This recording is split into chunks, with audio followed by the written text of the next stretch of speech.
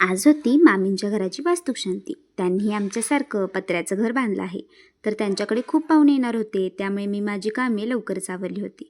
पहिला गृहप्रवेश, त्यानंतर पूजा, होम हे सगळं झाल्यावर आरती केली. हा बघा आमचा बब्या. याला टाळ वाजवायला खूप आवडतं, त्यामुळे तो आरतीला असा टाळ वाजवत होता. महिला स्वयंपाक करतात, पण आजपर्यंत कार्यक्रमात पुरुषच आचारी का बरं असतात? आजपर्यंत याचं उत्तर मला मिळालं नाही बरं का. पुरुष उत्तम स्वयंपाक करतात.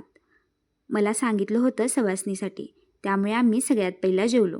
संध्याकाळी आम्ही चाललो सांगलीला जाण्यासाठी. निघताना आई गेल्या होत्या बाजारात, त्यांना घराची चावी दिली आणि निघालो.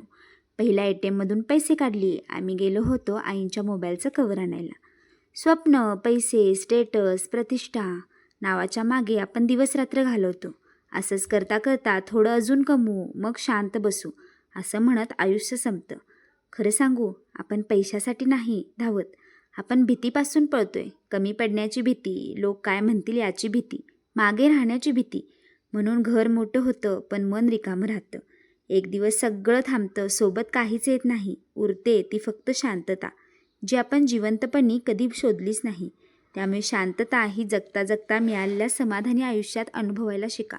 बाकी शेवटी जिथे श्वास थांबतो तिथे प्रवास थांबतो, तिथे सगळ्या शर्यती संपतात. तर आजचा व्लॉग कसा वाटला कमेंट करून नक्की सांगा. भेटू पुढच्या व्लॉगमध्ये.